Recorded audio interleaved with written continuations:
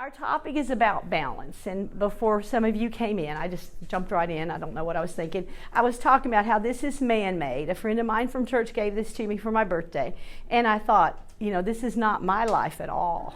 I'm not man-made. I'm God-made, and God decided to let us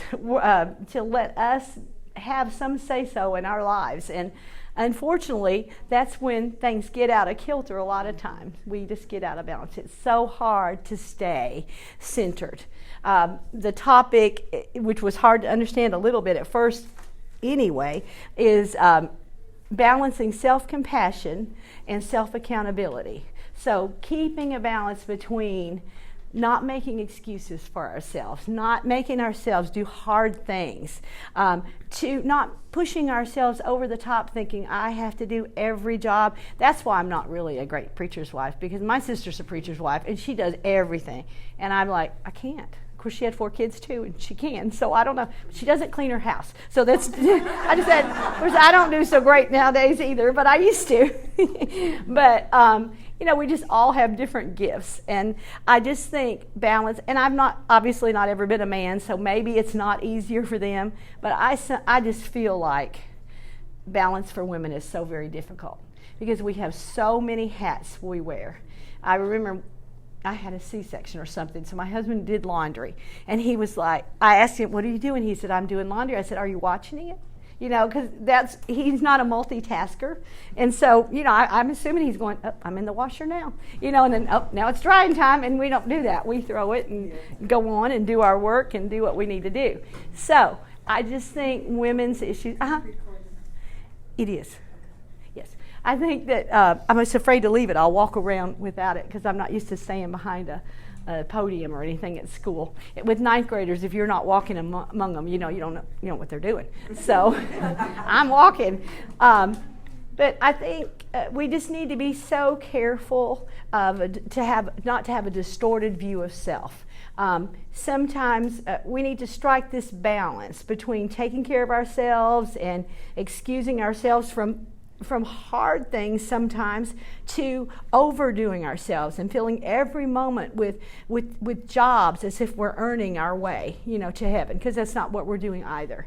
I do think God means for us to be as balanced as we can. And I mean, this is not a state you stay in, because I can just think I have it all together and then I get a sinus infection, or we have company for the weekend, and then everything goes and I'm out of the Word. I'm out of my prayer life in the way it is, and then everything goes to pieces. And I really do think that's the only answer, in case you were thinking you're going to come for a lot of answers. I don't have them. But the answer I have is, if I stay in the Word, if I stay learning about God, talking to God, listening to God, then I have more hope to be in balance than I do when I go off on my own way. That's why when I wear this thing that says God's got this, it means it in every way. It's not talking about cancer, although He's got that too. It may not be what I want, but it's in His hands. And I just, my problem is not giving it to God. My problem is taking it back. And then I'll work on it, and I'll give it back, I'll work on it. That's, a driven person, I think maybe we have more trouble than people who are more type B personalities and just wait for things to happen. I'm not good at waiting. I'm not good at being still. But God said to do those things, so I need to do those things. Paul,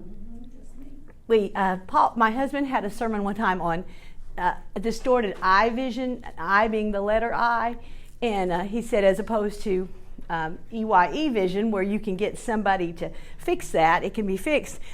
Distorted eye vision is not something we ourselves can fix. That's something we really have to have God direct us in.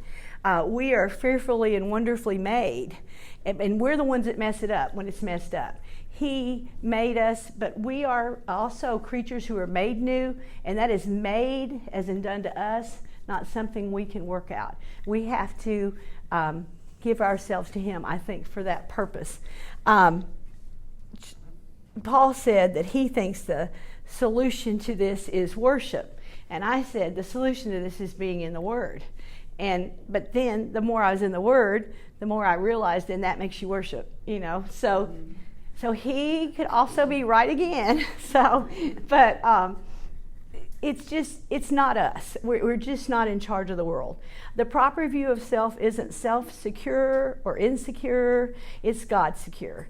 It's an understanding that my worth isn't based on what I can or cannot do, but it's based instead on whose I am. I mean, that is what gives us worth. We're his children. Now, if you have children of your own, or you have nieces and nephews, or just kids you're close to of your own in your life, in your world, you know that you will do anything for those kids.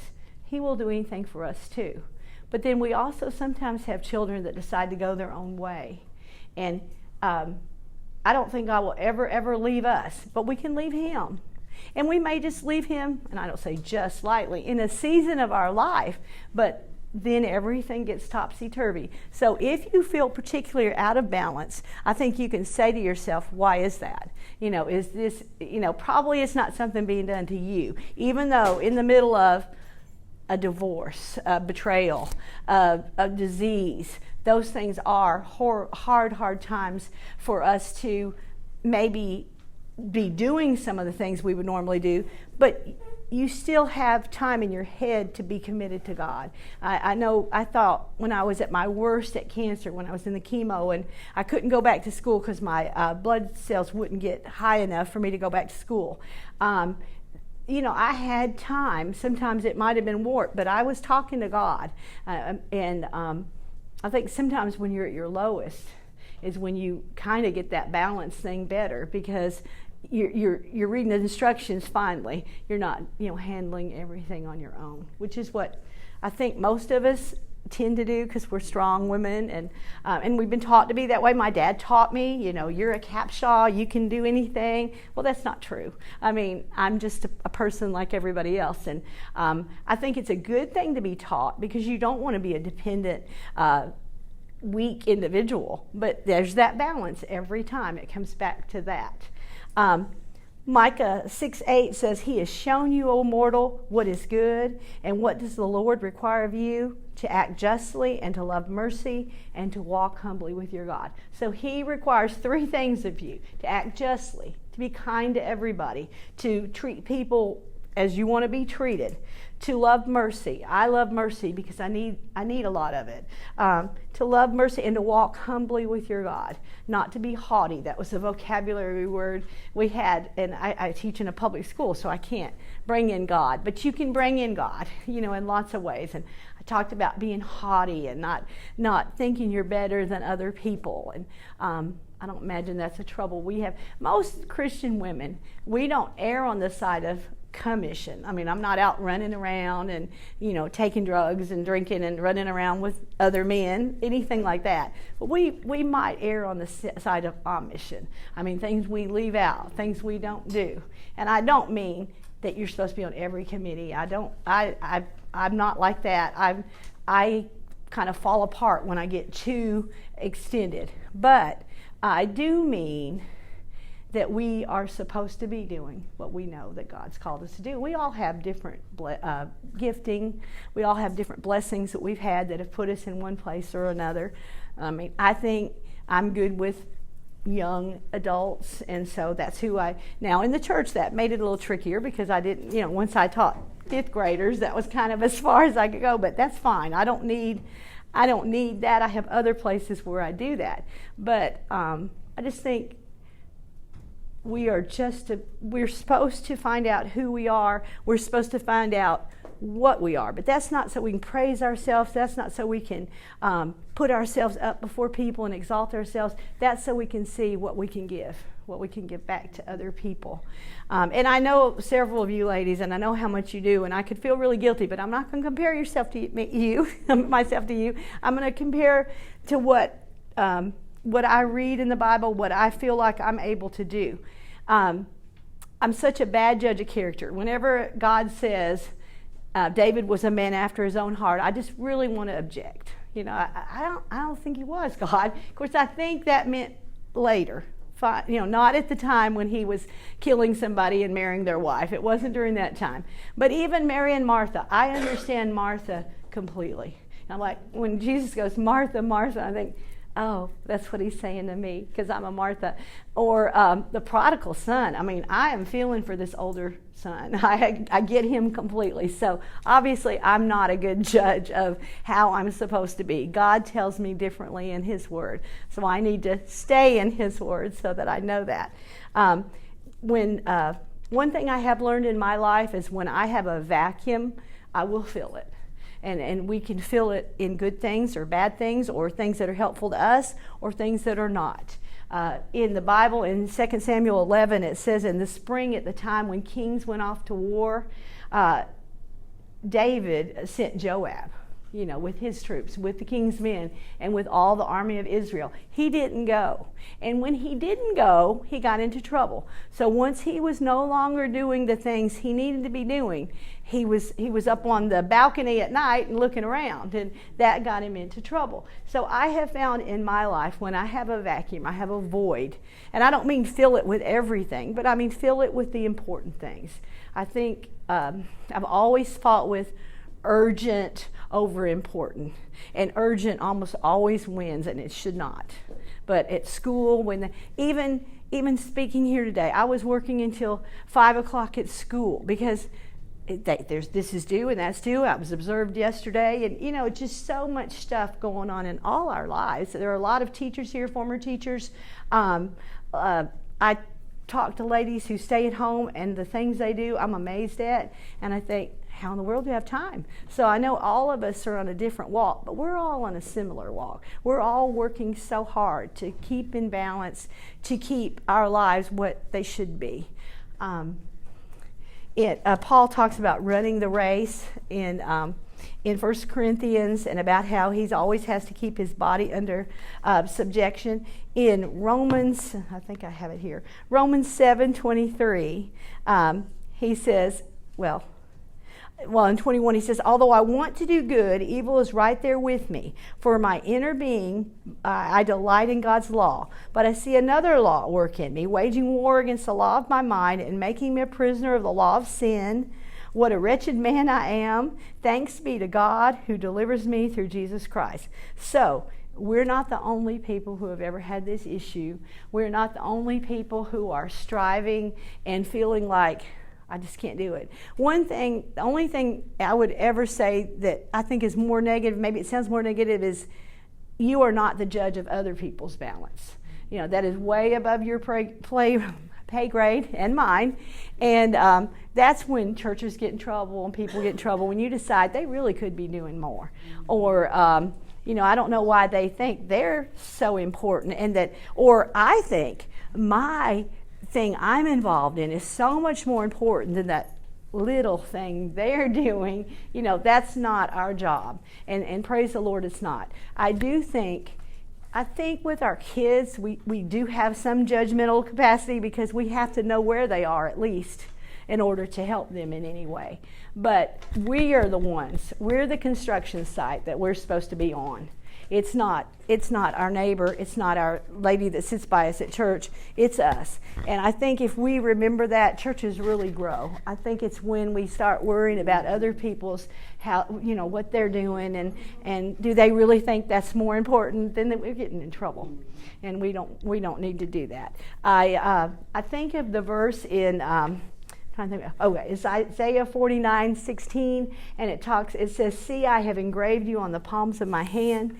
Beth Moore said, think about holding a truck, a little toy truck or something in your hand so tight that it leaves the marks. And that's how I like to think of myself in God's hand, that he's got me so tight that I'm engraved on the palm of his hand. And because I need that kind of protection, maybe from myself more than from anything else, but I need that. Whenever I just read, we have been called his children, I just think there's nothing I wouldn't do for my children, my 4 boys. And that doesn't mean it doesn't mean they always do right at all. And Paulette knows more than I probably know in some ways. 2 of our boys have worked for her husband for years and years, and they don't always do what's right. But there's not anybody I would sacrifice those children for.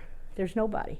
But yet God loved us so much. And he even knew how wicked we were going to be and how out of balance we were going to be. And he still gave his son, his only son, his perfect son. I wouldn't give my imperfect son for anybody, sons for anybody. I have 4 of them. They're all imperfect too, just like their mom and dad. Just life is it's a hard walk. It's not supposed to be easy. I think as I get older and I've had more hardships, I see that it leads you to God more, because still I'm not ready to give it up. I'm still not ready. I think, why am I not ready to go live with God and Jesus and see my mom and daddy? Why am I not? And I'm fighting to stay here. But I think God must have put that in us too, because we all have the desire to survive. But I just think our walk as we go, we can see it, we can look back and say, oh, that was a hard time. And I thought when my little boys, 4 boys were young, was the hardest time. And I was old. I started at 32 and I had my last one at 42.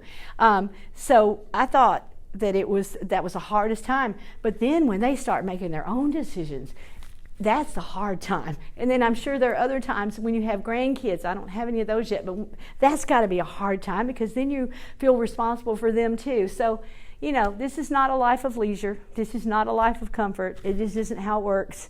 But I do think the answer for me is, if I stay in the Word, if I stay talking to God, if I ever stop to listen to God, like I should, then I'm closest to balance. Then I'm closest to this. I'm never this completely. And it takes so little for me to yank one way or another. But I want you to know that whether it is not requiring enough of yourself, not expecting, I have kids in school who don't require anything of themselves. And their parents will say, it really frustrates them, because, you're asking them to read 10 pages a night. And it's hard. And I'll say, bless their hearts. I don't feel sorry for them at all. I mean, this was right after my chemotherapy. My parents would tell me, it's hard, that Dickens is hard, and 10 pages a night. And they read in class too. And I thought, make them do something hard. But then I don't want you either I'm not the kind to assign so much homework, because I think kids should be working all the time. So there's balance in every area of your life. If you work with people, you have balance there. If outside your home, if you work within your home, you have balance there. If you're a grandmother, if you're a new mother, if you're a teen, wow, the balance there is huge too.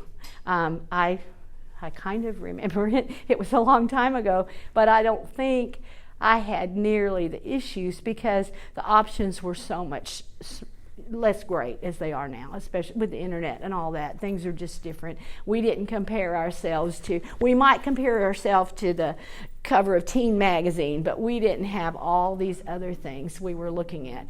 So I would say lots and lots of prayer when you're young. It's got to be hard. It's hard when you're old, so it's got to be really hard when you're young. But I also know that I have been helped not just by older women in the church, but by younger women in the church too, who have, helped me in my walk. And I think that's what we are for too. Not to judge them, but although, you can know things are wrong. Like if somebody leaves their family, you can know that's wrong. But as far as, we are not in charge of their souls. God is only in charge of their souls. And my kids at school, they're funny, because they may be doing all kinds of things, but boy, if it's something they decide is wrong, they'll say, ooh, they're not going to make it. They better watch it. And I'm thinking, I can't believe you're deciding for them. But and then you're doing this other stuff. But, we all have our own list of what's more important, what's worse. And your list may not be God's list. You got to keep that checklist, with Him. But that's really, unfortunately, they didn't give this topic to a person who had the answers. So I kind of like to know, one lady in my last class said, or session said, I write down everything, which I do too, but she said, and then I go back. Well, see, I throw mine away. At the end of the day, I'm done. I think that's really smart, because she can look at it and say, I was involved in this at the time. I was in prayer at this time, and this worked out. Whereas at this time, I was on my own, and I really messed up. So I think there's really something to be said for that. And that is not something I know I'm an English teacher, and I should have journaled, but I don't. So I make them journal sometimes, but I don't journal in my own life that way. I make my to-do list, and I throw it away. And I mean, it's a Mary Engelbright thing where she's pulling her hair out, and that's my to-do list. So it might not be the best option either. But I just think that was a great suggestion. And we had several really good ones. So if y'all want to tell me some things that we could all benefit for, that would be a wonderful thing, I think.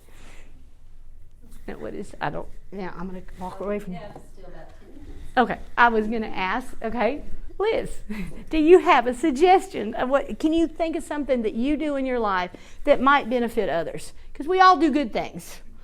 We also do other things, but we all do good things. What works for you? I guess just do unto others that you would have them to do. Do unto you. And even though I can't say those words necessarily in school, I can say, treat people like you want to be treated. And that's true. I mean, I think we feel that way. What about the young people back here? What do you do to keep yourself in balance, Kiona? And sometimes things work and sometimes things don't too. But, manage. Keep your organized things. And then that helps to some extent. I still think, obviously, that works. If you didn't, I don't even know how you do it. But if you can, my main thing is going to God. And that's my main strength, and that's my main weakness. Because if I am there, I'm strong. How dumb am I that I know that, and I still don't always do it? That really shows that I'm really broken, and we are broken individuals. Anyway, Lynette, what about you? You've been handling a lot of people for a long time. She taught kindergarten for many, many years, huh? No, I taught 4th and 5th grade. Oh, and then you went to kindergarten. Okay, when I knew you. Well,